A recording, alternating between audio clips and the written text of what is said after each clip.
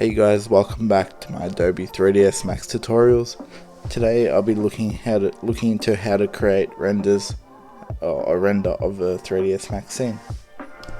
So here we have a 3ds Max scene that we set up earlier.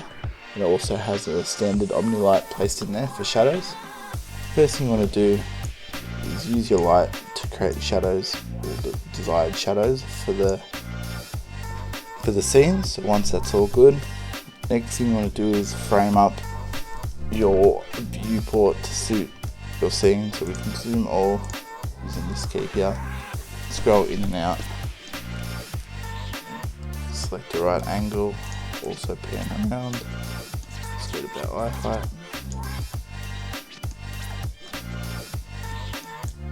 Let's do it from, let's say,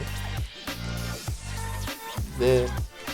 And now it looks a bit weird with the black in the background, so what we can do is use the move tool, select this and just pump up the width to 20,000 by 50,000. A bit more. Beautiful. So that covers the whole area, so the whole background's covered. And again, pan down to fit everything within the frame. Next thing you want to do is head over to the rendering tab and click on render setup. Now here we can go through all our settings to create the perfect render. We want to leave the target as production rendering mode, but we can change the render here depending what plugins you have set. You can use V-Ray, but at the moment I don't have that installed into my 3ds Max. First thing you want to do is use Scanline Renderer, and also view to render, leave it as quad 4 perspective. Now common parameters, we want a single image. You can scroll down and choose your output size. For here there's different presets, but we can use custom, and let's do a 800 by 600. Now you can also bump up the image aspect. Let's make it 5. Better quality. Actually, just leave that as preset.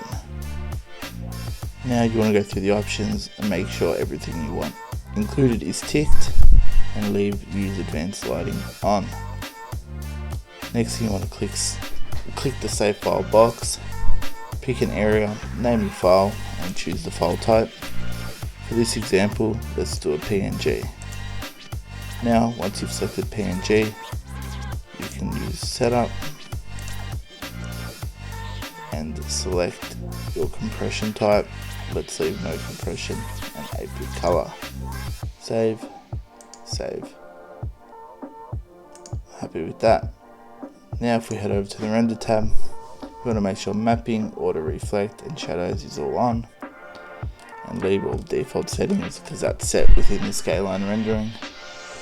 And once you're happy with that, you can click render, see how it comes out. Perfect. So now that's rendered pretty quickly. The quality is not 100%, but it's pretty good for now. You can see the blue light, all the shadows with the materials. As you can see, the glossy paint here gets reflections from the teapot and the box, so it looks pretty good.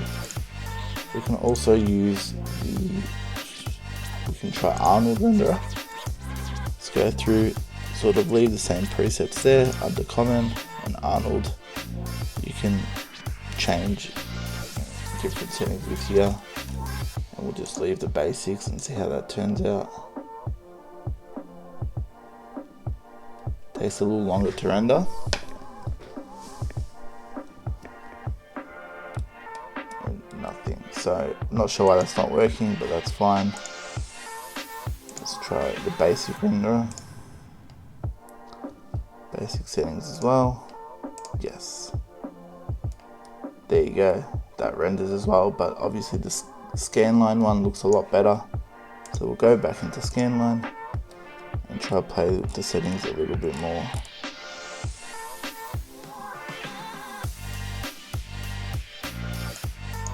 Let's try to change the pixel aspect from 1 to 10. see how that turns out now. That just stretches it, so that's not what we want. We can leave that at 1.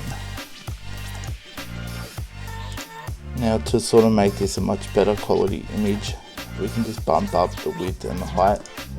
So 800, let's make 8000 and 6000 to keep the same aspect ratio but just better quality, and we'll hit render, and yes. So you can see that takes a lot longer.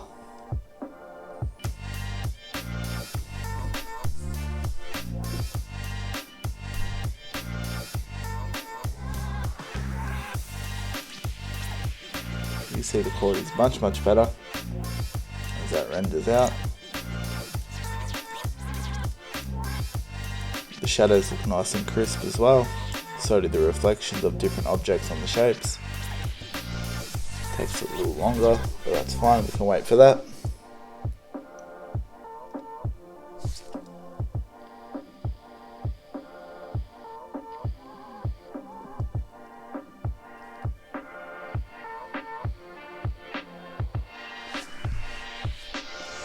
That's starting to look really good. And we don't have to wait till that finishes, so we can just exit, cancel that for now, exit out the render settings. Let's play with our light a bit to make the scene look a little bit better. Let's lift it up, across.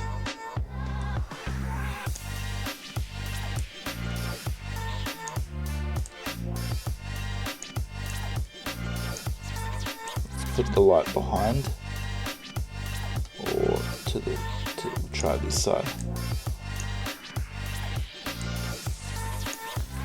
To get a better sense of where the light is, you can head into your top viewport and sort of pan around from here, get a much better perspective of where the light is. And we'll put it there and see how that looks. So hop back into this perspective viewport, frame up our image again, use pan to fit it in nicely. Head back into the render setup, and now all the settings used from the previous render will be saved as well. So we can go through, still 8000 and 6000, and hit render again. Yes. Now that renders out, and the shadows will be all updated, so will the reflections to suit the new light direction. You can see the scene looks a lot darker, seeing that the light's coming from the backside. It'll look a lot darker look, especially on this red cylinder here. But you can see the reflections are pretty sharp and crisp.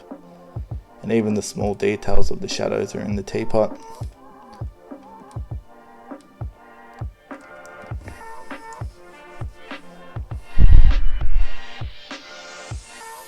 Let that render out. That looks pretty good to me.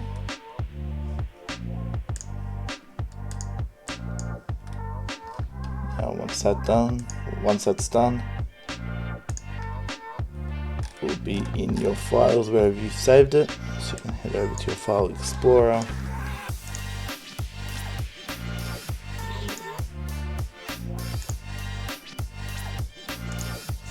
Saved it, let me check.